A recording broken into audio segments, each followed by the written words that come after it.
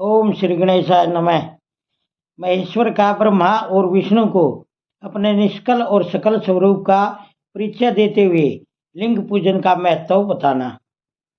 नंदिकेश्वर कहते हैं, तदंतर वे दोनों ब्रह्मा और विष्णु भगवान शंकर को प्रणाम करके दोनों हाथ जोड़ उनके दाएं बाएं भाग में चुपचाप खड़े हो गए। फिर उन्होंने वहां साक्षात प्रकट पूजनीय महादेव जी को श्रेष्ठ आसन पर स्थापित करके पवित्र पुरुष वस्तुओं द्वारा उनका पूजन किया। दीर्घ काल तक अविकृत भाव से सुस्थिर रहने वाली वस्तुओं को पुरुष वस्तु कहते हैं और अल्प काल तक ही टिकने वाली अक्षर भंगुर वस्तुएं प्राकृत वस्तु कहलाती हैं।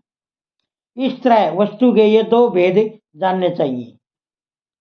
हार, नुपुर, केयूर, किरीट, मणिमय कुंडल, यज्ञोपवीत, उत्तरीय वस्त्र, पुष्पमाला, रेशमी वस्त्र, हार, मुद्रिका, पुष्प, तांबुल, कपूर, चंदन एवं अगुरु का अनुलेप, धूप, दीप, श्वेत छतर, व्यंजन, ध्वजा, चवर तथा अन्य दिव्य उपहारों द्वारा जिनका वैभव वाणी और मन की पहुंच से परे था, जो केवल पशुपति के ही योग्य थे और जिन्हें पशु कदापि नहीं पा सकते थे, उन दोनों ने अपने स्वामी महेश्वर का पूजन किया। सबसे पहले वहां ब्रह्मा और विष्णु ने भगवान शंकर की पूजा की।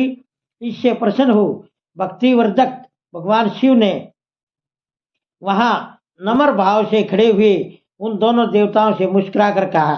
महेश्वर बोले, पुत्रो, आज का दिन एक महान दिन है।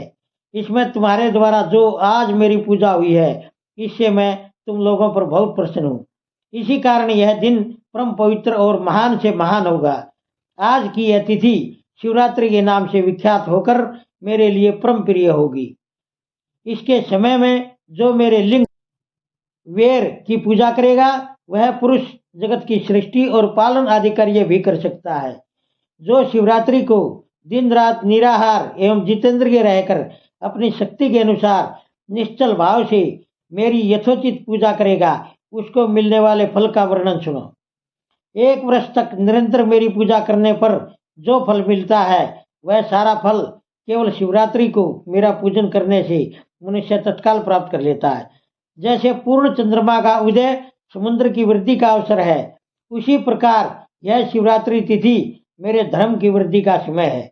इस तिथि में मेरी स्थापना आदि का मंगलमय उत्सव होना चाहिए। पहले मैं जब ज्योतिर्मय स्तंभ रूप से प्रकट हुआ था, वह समय मार्गशीर्ष मास में आर्द्रा नक्षत्र से युक्त पूर्णमासी या प्रतिपदा है। जो पुरुष मार्गशीर्ष मास में आर्द्रा नक्षत्र होने पर पार्वती सहित मेरा दर्शन करता है अथवा मेरी मूर्ति या लिंग की ही झांकी करता है, वह मेरे लिए कार्तिकेय से भी अधिक प्रिय है।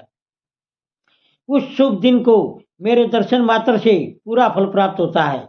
यदि दर्शन के साथ साथ मेरा पूजन भी किया जाए तो इतना अधिक फल प्राप्त होता है कि उसका वाणी द्वारा वर्णन नहीं हो सकता। वहां पर मैं लिंग रूप से प्रकट होकर बहुत बड़ा हो गया था, अतः उस लिंग के कारण यह भूतल लिंग स्थान के नाम से प्रसिद्ध हुआ। जगत के लोग इसका दर्शन और पूजन कर सके, इसके लिए यह अनादि और अनंत ज्योति स्तंभ अथवा ज्योतिर्मय लिंग अत्यंत छोटा हो जाएगा। यह लिंग सब प्रकार के भोग सुलभ कराने वाला तथा भोग और मोक्ष का एकमात्र साधन है। इसका दर्शन, स्पर्श और ध्यान किया जाए तो यह प्राणियों को जन्म और मृत्यु के कष्ट से छुड़ाने वाला है। अग्नि के पहाड़ जैसा जो यह शिवलिंग यहाँ प्रकट हुआ है, इसके कारण यह स्थान अरुणाचल नाम से प्रसिद्ध होगा। यहाँ अनेक प्रकार के बड़े बड़े तीर्थ प्रकट होंगे। इस स्थान में निवास करने या मरने से जीवों का मोक्ष तक हो जाएगा। मेरे दो रूप हैं, सकल और निष्कल। दूसरे किसी के ऐसे रूप नहीं हैं। पहले मैं स्तंभ रूप से प्रकट हुआ, फिर अपने साक्षात रूप से। ब्रह्मा भाव मेरा निष्कल रूप है और महेश्वर भाव सकल रूप। ये दोनों मेरे ही सिद्ध रूप हैं। मैं ही प्रब्रह्मा परमात्मा हूँ। कलायुक्त और अकल मेरे ही स्वरूप हैं। ब्रह्म रूप होने के कारण मैं ईश्वर भी हूँ। जीवों पर अनुग्रह आदि करना मेरा कार्य है। ब्रह्मा और केशव मैं सबसे वृहत और जगत की वृद्धि करने वाला होने के कारण ब्रह्म कहलाता हूँ। सर्वत्र समरूप से स्थित और व्यापक होने से मैं इस सबका आत्मा हूँ। स्वर्ग से लेकर अनुग्रह तक जो जगत संबंधी 5 करते हैं वे सदा मेरे ही हैं।